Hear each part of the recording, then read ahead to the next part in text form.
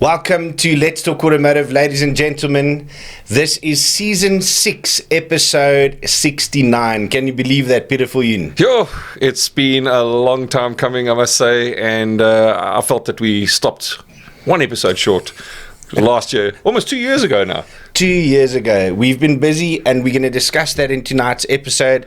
In tonight's episode, it's just you and me, and we're going to reflect on what we've done. We're going to look back at the last 2 years and why we've been quiet, and just talk about what's coming soon. Can't wait, and I think without further ado, let's get cracking. Ladies and gentlemen, this is Let's Talk Automotive.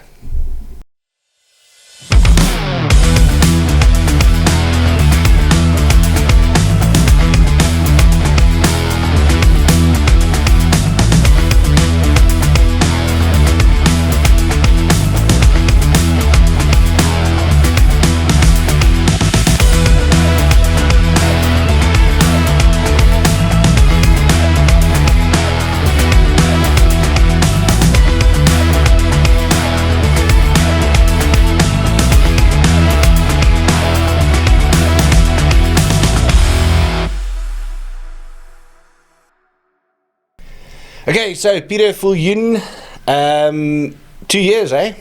2.5 years, actually. It's almost 2.5 years. I think the last episode was in March 2022. That's it. I've grayed a little bit more, but I've got far more handsome. I've got to say. Oh, yeah, I mean, I don't know so much about that. Listen, so let's start off, and maybe I think the question from the viewers will be, where have we been, and why has it been 2.5 years? Sure, funny. I mean, the reality is that the two of us have been very, very busy with our businesses. Yeah. And I mean, we work closely together with our businesses. I mean, we have sister companies at the end of the day, and we've just been hell of a busy. But, we get to a point where we've realized just how important the show was to us. And we drew a line in the sand, the two of us, and we said, look, we're going to do it again. It's always been a little bit of a passion project, eh? It's been an amazing passion project. Yeah. I really have missed doing this. I tell you what, I can't wait till we get this going proper. Okay, so let's start by talking and sort of giving a little bit of background about what you've been doing for the last 2 years, personal and business. Why not? Let's tell everybody. So personal-wise, it's been an interesting journey. When we first did Let's Talk Automotive, I lived on a farm. Yeah. And that was hectic because I had to drive for an hour to get to the studio and drive back for an hour. I've now moved into civilization, so that's been a major change. Kids have grown up. I've got one daughter in university now, believe it or not. So it's been very cool, I must say, to from a personal point of view, in a great space. I've been doing a lot of bike riding on my motorbike, on the track, as you know. I'm pretty useless off road. But yeah, so that's kind of what I've been up to from a personal basis. Okay, and on the business side, what's been happening? So business side has been frenetic. I mean, the growth that we've shown in the last 2.5 years has been just spectacular. I've got to say, we've been very blessed, and I mean, you've been a major part of that, Fani. Our customer base has grown tremendously. I think to the point that I can honestly say that I think our training division, for example, is probably one of the larger training companies in the automotive sector today. That's reflected in not only what we do in South Africa, but also our international footprint. And in fact, this month we are now formally opening up our offices in Dubai. Yeah, that's exciting. So our training operations manager, Roxy Baker, who popped into the studio now to say goodbye, leaves for Dubai tomorrow. Yeah. And we kick off with Dubai. We've had great success in Australia as well with some of our training. So I've got to say, it's been awesome fun. We've done some really cool stuff as well in the last 2 years. I mean, one of the things that we did was we stuck a little Suzuki Jimny into space. What? So not the actual car, just a little model. Yeah. So we had some awesome fun with that, I must say. And you spoke about Australia just now, and maybe two things. First, let's talk about Australia quickly, and tell the viewers maybe about your experience with a little bit of a court case that you were involved in.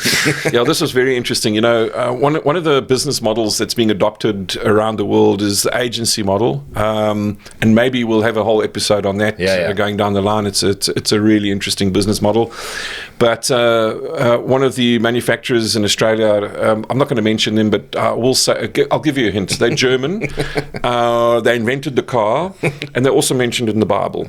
All right. Okay. So those guys, they implemented the agency model, and then their dealers promptly took them to court and sued them for a princely sum of $650 million. Oh, that's nice. And I was very fortunate, I suppose, to be appointed by Mercedes-Benz Australia as an expert witness in their case that they had to defend against the dealerships, which was a fascinating journey, lots of learning. I tell you, I've always teased lawyers.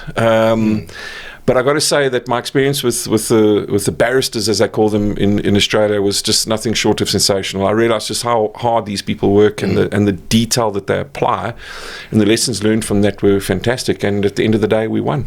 Yeah, and I remember that it was quite interesting because of the time difference. You had to come to the office here and sit on online calls with those guys, at very weird hours. For 12 weeks, I had to get up every day and be here by 5 o'clock to be able to talk to them online. And then if I was traveling, if I was doing training in certain regions, this is also in the peak of load shedding. I'd be at a hotel that didn't have any inverters or backup, and I'd be, in a discussion with these guys, and zoop, there'd be no electricity. Welcome to Africa.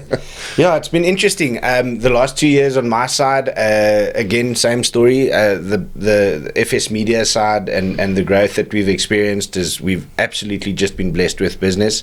The consulting stuff that we do with Citizen Group and Citizen Training has been amazing. I'm loving the training and everything that we're doing there. It's really rewarding work that we sort of get into, eh? It's very rewarding, and I think at the end of the day, one of the things that's very cool is that the two of us, I think, always try and innovate. We always, test the boundaries of innovation in what we do.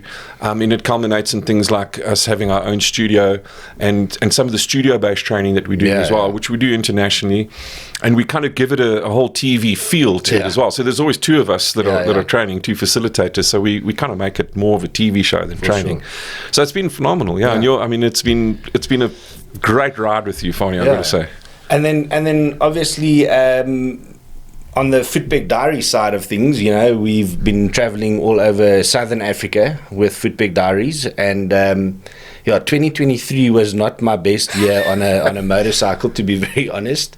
Normally when we do sort of studio stuff, we say break a leg, but you took it literally. I took it very literally, and last March broke my leg on one of the trips. That set me back a proper 3-4 months. And but I want to say on that, what people don't necessarily realize is that you were busy literally lying on the side of the road with your broken leg. It had just happened. Yes. And I didn't realize this, but I'm phoning you and saying, Barney, listen, buddy, can you please organize this? I need this help on this. I need this video done. And you, to your credit, you're going, okay, no problem. I'll phone the team. I'll get somebody on it. But I could hear there was something wrong. And I was like, Barney, you okay? She says, no, I'm lying on the side of the road with a broken leg. I've just broken my leg. And I was like, come on. So it's been interesting. And then like I said, in October last year, we went on a trip in Botswana, and I had another off, and went straight over the handlebars of the bike in the sand, and hit my head and had a little bit of a concussion thing going. So last year wasn't my best year on the motorcycle, but I'm back on the motorcycle, and I'm walking, and my leg's probably about 95% there. So that's it. So on a personal and business side, going well. Excellent. Right. So Peter, it's been really, it's something that I've missed, this whole show thing. Maybe people don't realize, but we've had 5 seasons previously, and 68 episodes. So if we reflect back and look back at what we did, what were some of your favorite moments out of Let's Talk Automotive in the past so far?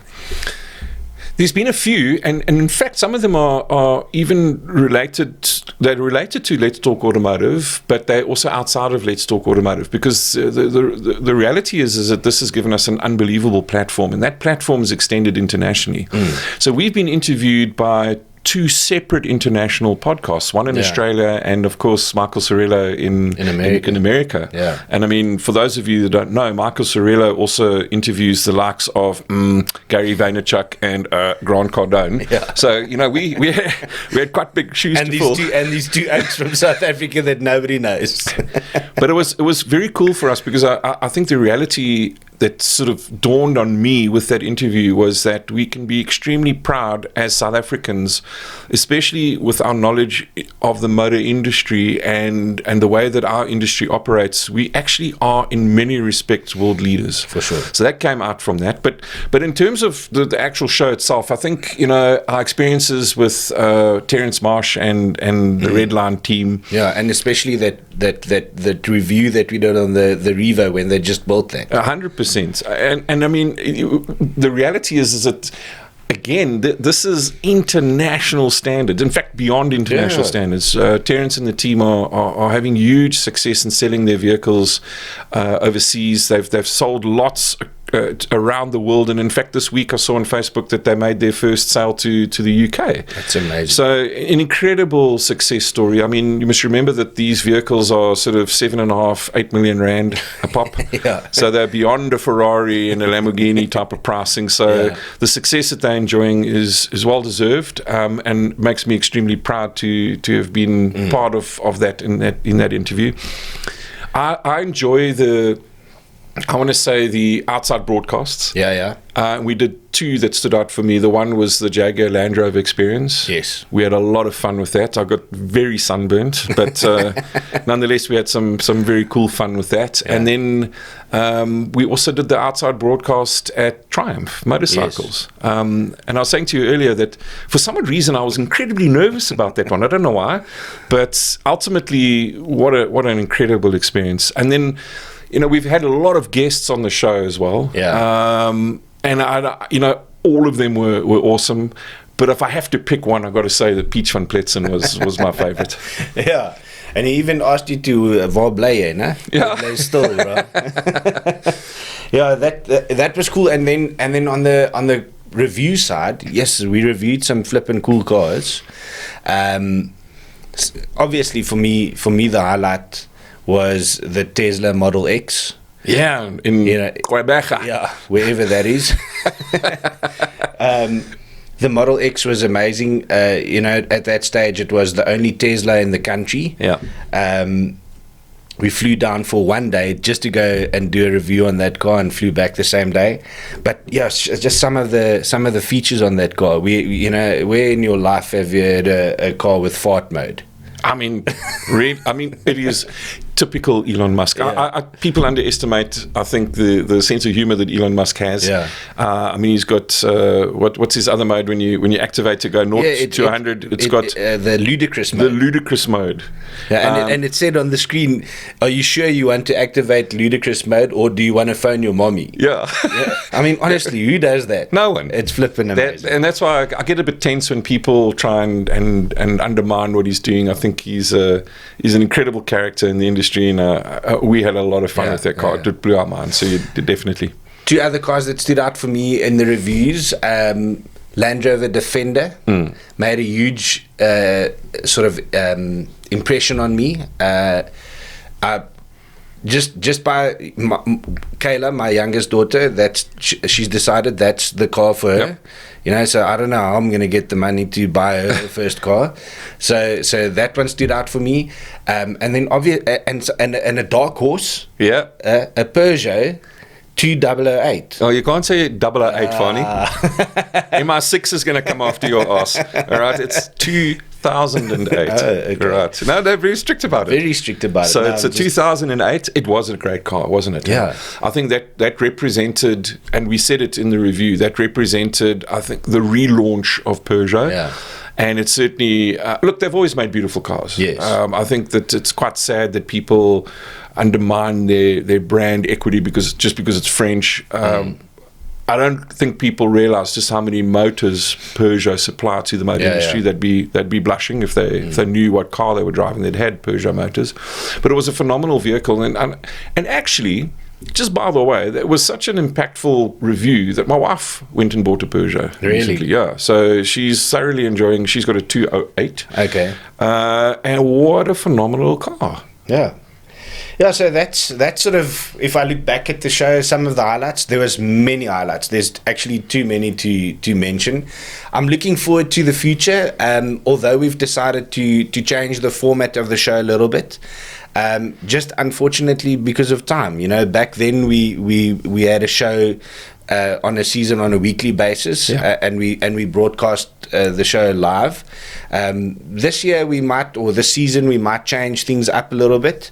Some of the shows will be recorded, like this one is tonight. Yep. But some of the shows will be live, and I'm looking forward. I always said that the live interaction is what differentiated us, and I don't want to lose that. Yep. But just unfortunately, you know, you and I are both traveling so much, it makes it difficult for us to have a date every Thursday evening at a certain time. So we'll be able to manage those live shows, and we'll advertise that. And what I really want the viewers to do is to be part of those shows, you know, where, for example, we said one show that we definitely must do is just on electric vehicles, you know, and can you imagine how cool that will be, just to have that interaction with people and questions and answers. And you know, there's a couple of experts.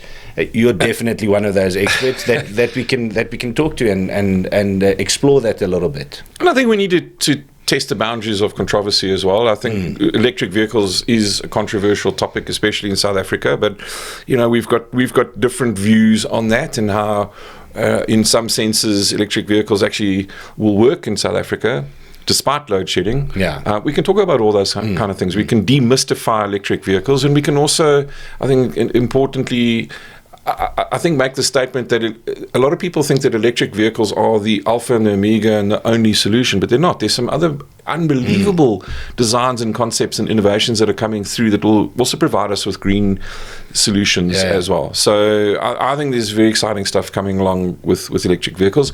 The other thing we can get, of course, is I certainly want to start putting certain officials' feet to the fire. Yeah. In terms of things like what is happening with our road infrastructure, what is happening with our robots. You know, with all the robots that are out continuously in our areas, we always get told, it's due to load shedding. Well, guess what, guys? We haven't had load shedding for 100 days, which in itself, let me touch wood, is a miracle. But the robots are still out. Yeah. I want to know what's going on. I want to understand why it is that we allow street vendors and street urchins to disable our traffic light system, and there's not a metro policeman in sight except behind a bush trying to trap us. Okay, they'll rather have absolute carnage on the road and massive accidents at intersections because these guys are coordinating traffic. These kind of things. I want to get these officials on. I still say that, you know, we need to get Wayne Duvenage, for sure, if possible, on the show. What an incredible achievement that he's had with Outer, especially with getting rid of our toll infrastructure in Gauteng. And his work continues. I think it'll be brilliant to have him on. Sure. And those will be the kind of live shows that we'll have, because then everybody can interact with these guests. And I think we should put it out to our viewers as well, guys. At the bottom of this video now, why don't you guys give us some ideas of topics or guests or people that you would like us to have on the show? And then we can take it from there. Obviously, we do this because we want to sort of add value to your lives as well. For sure, and I think at the end of the day, you know, we're very blessed in the roles that we play in this industry, and I think we should leverage that for our viewers. For sure.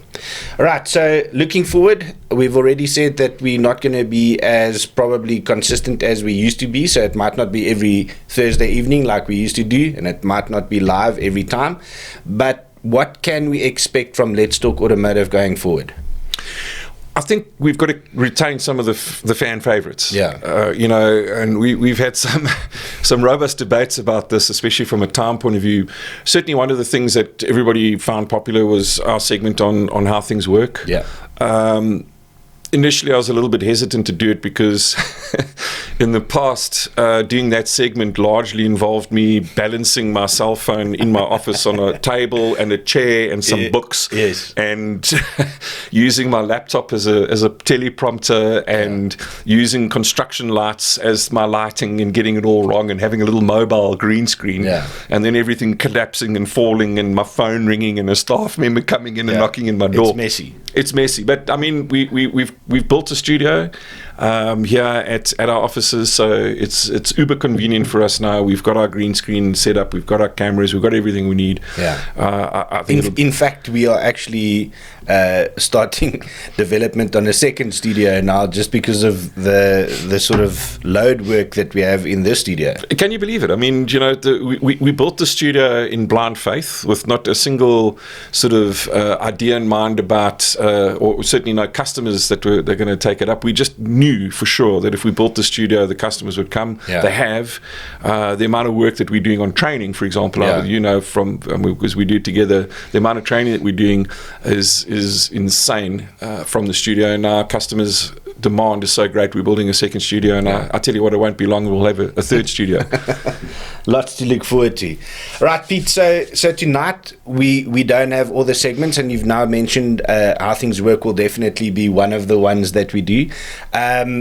Obviously, we're going to retain the interviews, because we want to get those people on the show that are influential in the industry, and maybe some interesting non-related automotive guests again as we go along, because that's always fun.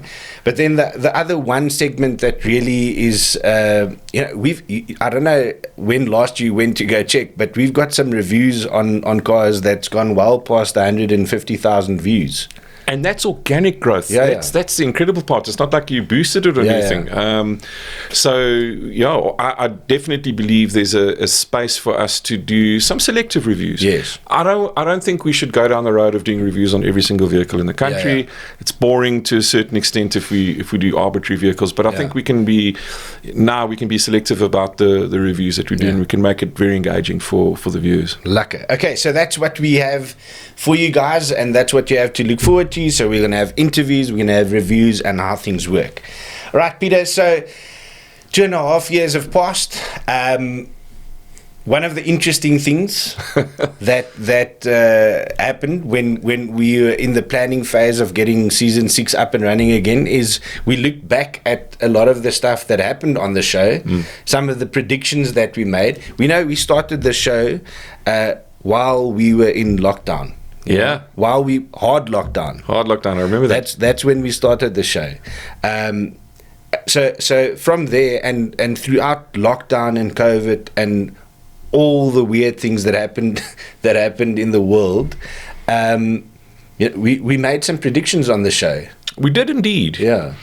I mean, maybe I can kick off with one or two. The first prediction that we made was that we had done an analysis of past pandemics that had occurred, and there were 3 that we referenced, dating back to the Spanish flu in 1918. And what we saw was that despite the hard lockdowns that occurred and industry closing down and it creating economic chaos, every single pandemic, post that pandemic, the metrics in terms of the stock exchanges and business results, etc., were far better than before. We almost were, I want to say that we were controversial in saying that maybe this was on purpose, that there are these resets to kind of kickstart the economies again. And we saw that. Post the lockdowns, the motor industry shot the lights out. And dealers and dealer groups posted some of their best financial results in their history. The second prediction we made was that during the lockdown, because there was a stock shortage, the dealers were paying ludicrous mode prices crazy for trade-ins.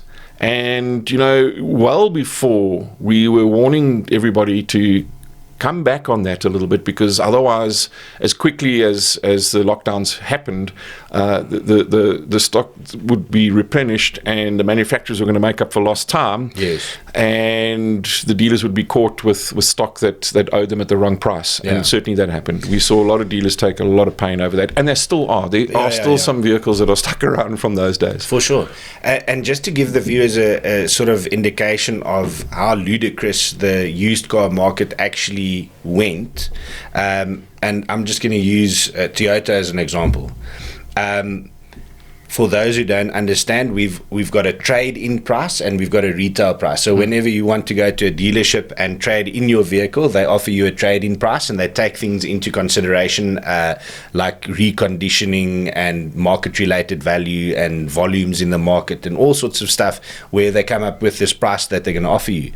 And at the height of this ludicrous freaking used market, the guys were paying not over trade price, but they were paying over retail price, up to the point where I had customers that told me they paid 100 and 150,000 rand over retail price for certain vehicles.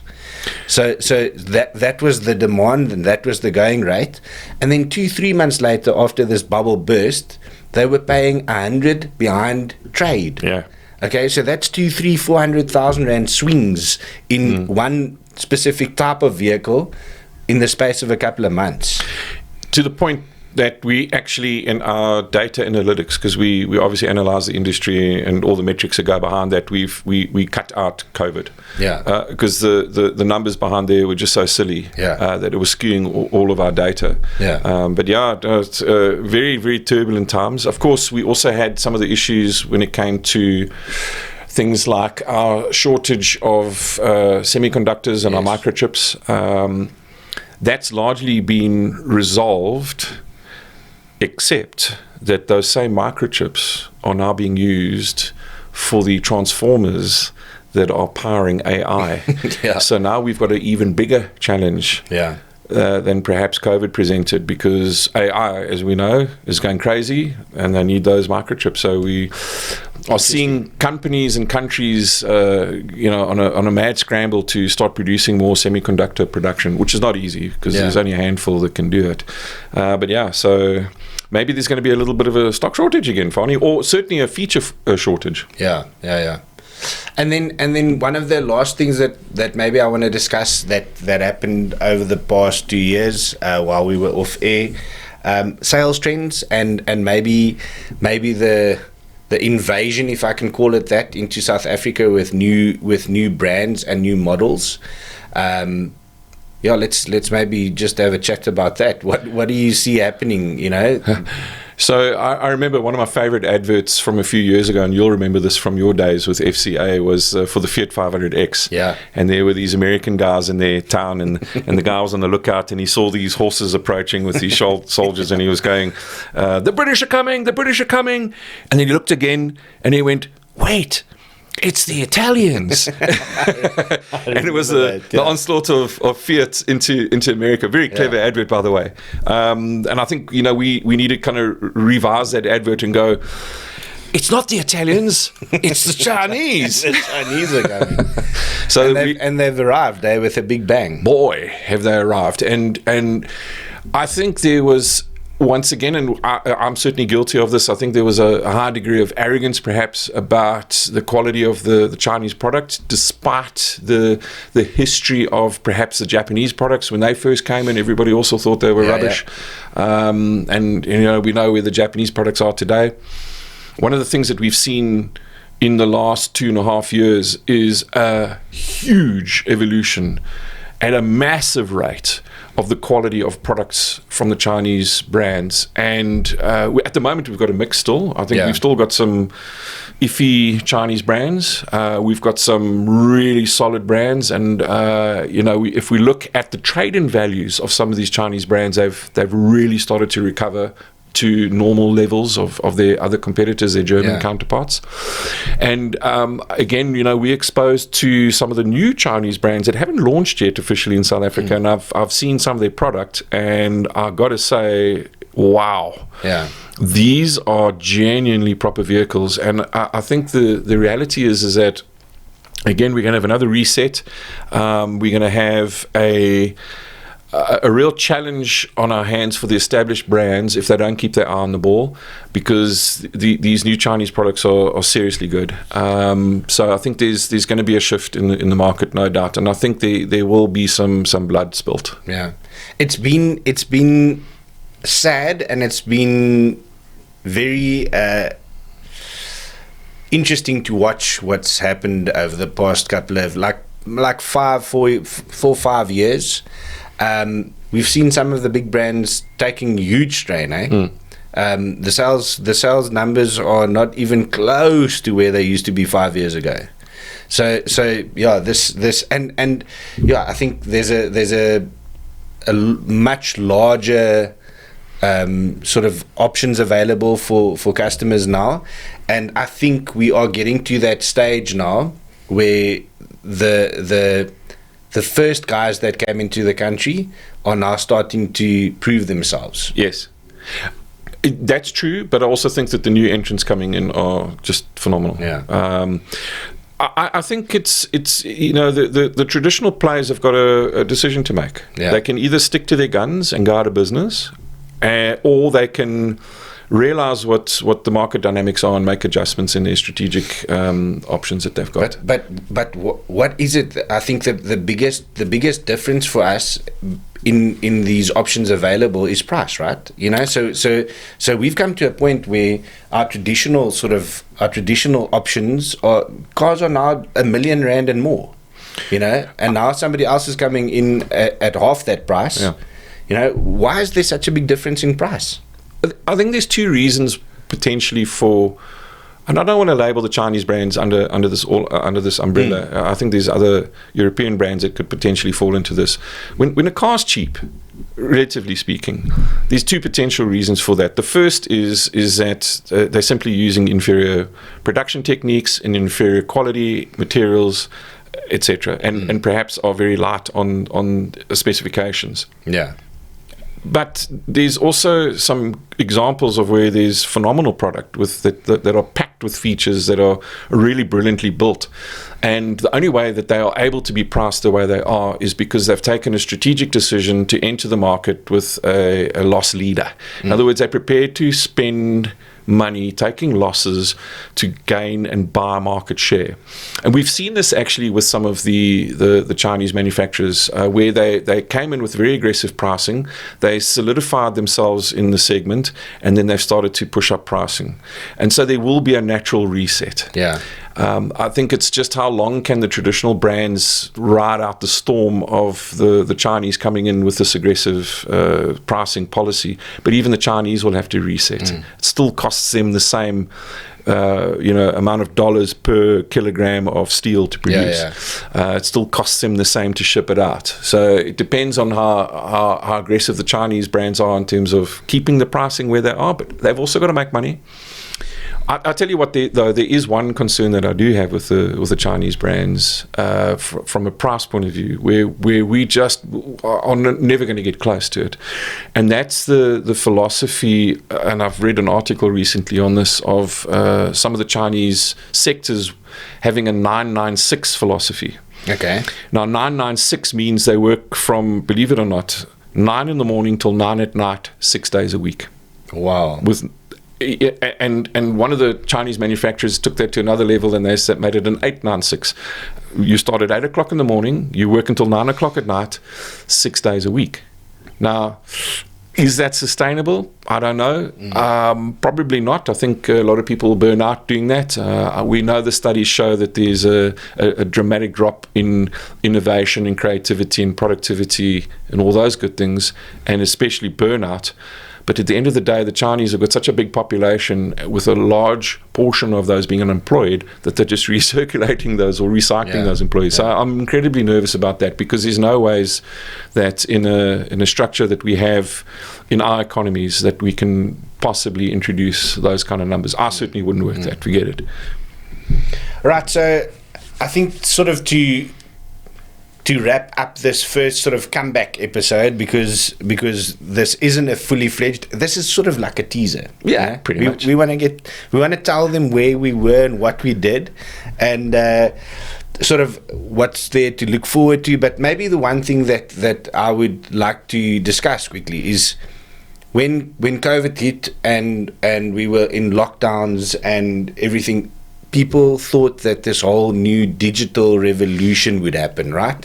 So, automotive sales executives were scared that they were going to lose their jobs and were going to have to go into a different sort of industry because, everything was going to happen online. Customers would go and, they'd just buy their cars online, etc., etc. Looking back now, after everything's gone back to normal, and probably having a couple of years now, in the normal trading environment, do you think that happened? Do you think what do you think happened? And do you think we learned, or are we better off? Are we now more digitally inclined? Is customers now buying cars online? What's happening? Right. Yeah, I think to a degree that has happened. COVID fast-tracked the inevitable, and that was more digitization.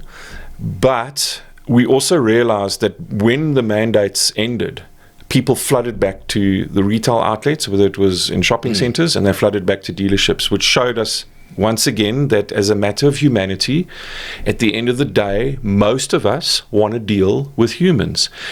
Where the digitization has been very successful is where it's been convenient for customers now to do certain things that they would normally have had to go into the dealership for. So I honestly believe that there will be a sector of customers that buy online only, but it's going to be small. We've seen certain.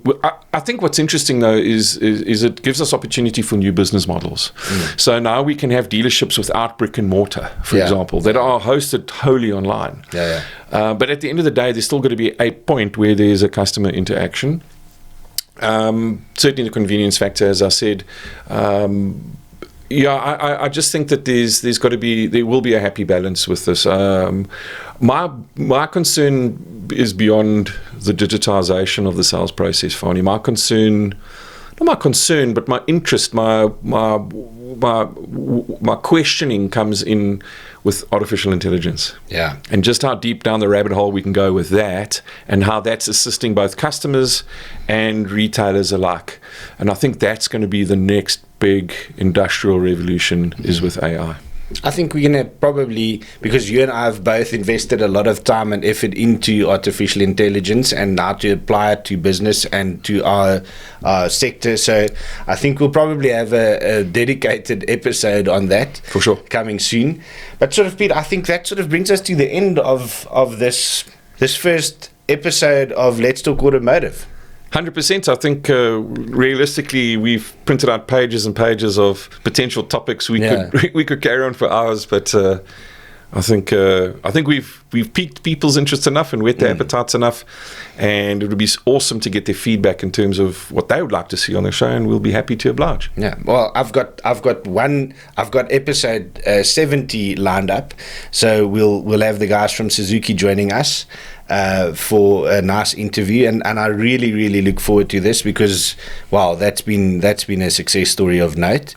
And our first review will be on the new 5-door Jimny. Yeah, I can't wait to have Suzuki on. They really, from a training point of view, where we're trying to train our customers on how to do things. I think that it's safe to say that Suzuki are the gold standard in a lot of the things that they do, and it doesn't surprise me that their sales have sometimes breached 5,000 in a month. So kudos to them. They're clearly doing the right things, and I'd love to tap into some of the senior guys at Suzuki with an interview to figure out what else they've got up their sleeves. Okay. All right, Peter, and all of you guys at home, thank you very much for joining us. It was flippin' amazing to be back. We've been looking forward to this for a while, so we'll see you guys again soon. Have a good one. Cheers, everyone.